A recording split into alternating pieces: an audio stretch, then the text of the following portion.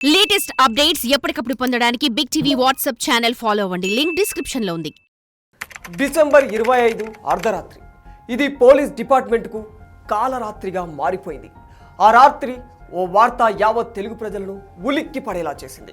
కామారెడ్డి జిల్లా Bikkunuru SI Sai Kumar, Bibipet police స్టేషన్లో విధులు నిర్వహిస్తున్న లేడీ కానిస్టేబుల్ శృతి, బీబీపేట పిఎస్లో కంప్యూటర్ ఆపరేటర్గా పనిచేస్తున్న నిఖిల్, ఈ ముగ్గురి ట్రయాంగిల్ లవ్ స్టోరీకి అడ్లూరు ఎల్లారెడ్డి చెరువులో ఎండ్ కార్డు పడింది. ఈ ఘటన జరిగి వారం రోజులు గడిచిపోతున్నా వీరు ఎలా చనిపోయారన్నది ఓ మిస్టరీగానే కొనసాగుతోంది. ఒక చెరువు, ముగ్గురి చావు, సమాధానం దొరకని 30 ప్రశ్నలు.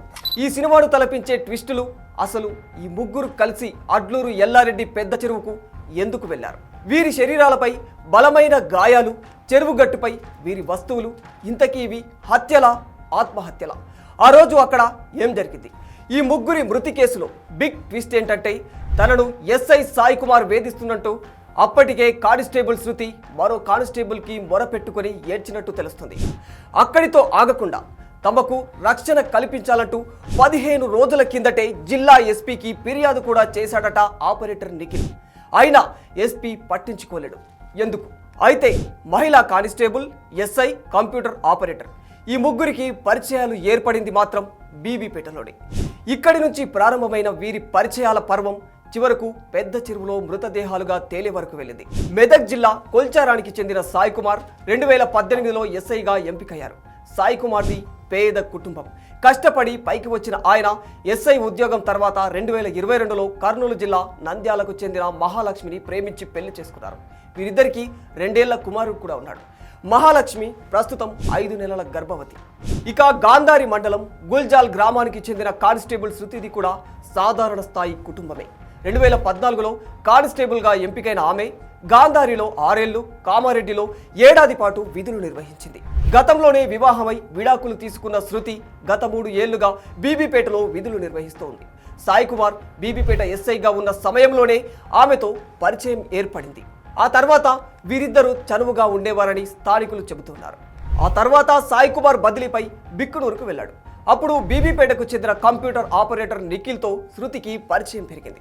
వీరిద్దరూ వివాహం కూడా చేసుకోవాలనుకున్నారు. అలా బీబీపేట కేంద్రంగా మొదలైన వీరి పరిచయాల పర్వం చివరకు ముగ్గురి ప్రాణాలను బలి తీసుకుంది. అసలు ఆ రోజు ఏం జరిగింది? కానిస్టేబుల్ శృతి బుధవారం పొద్దున డ్యూటీ కంప్లీట్ అయిపోయిన తర్వాత తన సొంతూరు గాంధారికి వస్తున్నట్టు ఫోన్లో తల్లి విజయ్కు చెప్పింది.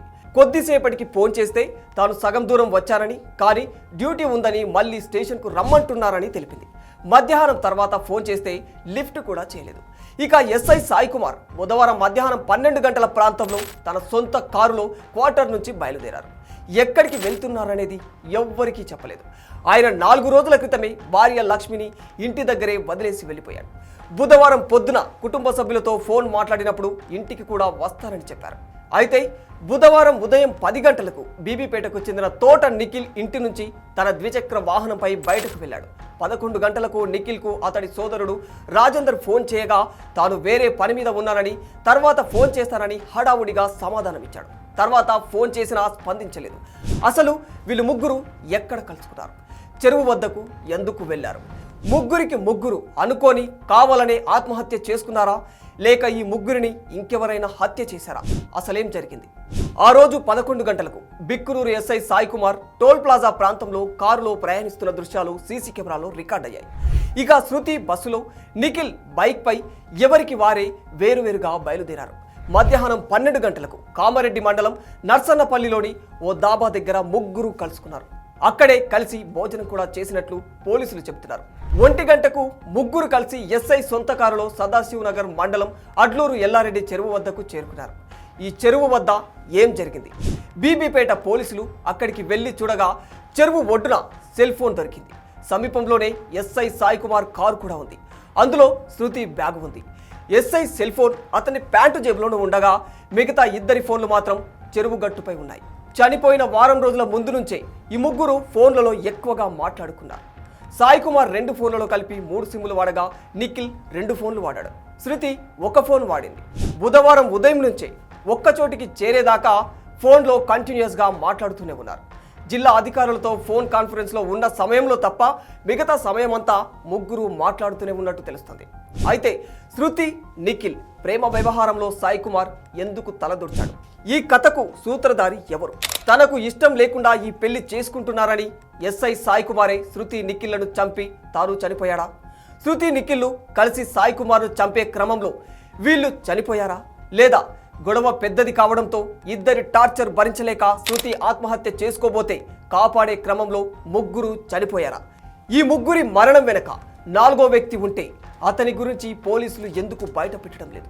ఈ మొత్తం వ్యవహారంలో ఎస్ఐ సాయి కుమార్కు ఓ సిఐ, మరో ఎస్ఐ కూడా సహకరించినట్లు తెలుస్తుంది. ఇంకా అప్పుడే ఎస్పీ స్పందించి ఉంటే ఈ ఘటన జరిగేది కాదని జనాలు కూడా ఆరోపిస్తున్నారు. ఎస్పీకి ఫిర్యాదు చేరినప్పటి నుంచి జిల్లా హెడ్ క్వార్టర్స్లో సీసీ కెమెరాలు ఎందుకు పనిచేయడం లేదు? ఎస్ఐ సాయి కుమార్ను పోలీస్ డిపార్ట్మెంట్ ఎందుకు వెనకేసుకొస్తుంది? అలా అంటే ఈ కథకు అసలు సూత్రధారి సాయి కుమారేనా అని కొందరు అనుమానిస్తుంటే, ఇద్దరు పోలీసుల వ్యవహారం కాబట్టి ఇది డిపార్ట్మెంట్కే మాయని మచ్చ అవుతుందని, ఈ డెత్స్ను ఇలా మిస్టరీగా ఉంచుతుందని పోలీస్ శాఖ తీరుపై మరికొందరు విమర్శలు గుప్పుతున్నారు. ఇందులో ఏది వాస్తవం అనేది చనిపోయిన ఆ ముగ్గురికి, డిపార్ట్మెంట్కి తప్ప మరెవరికీ తెలియని పరిస్థితి. For more videos like this, subscribe Big TV channel.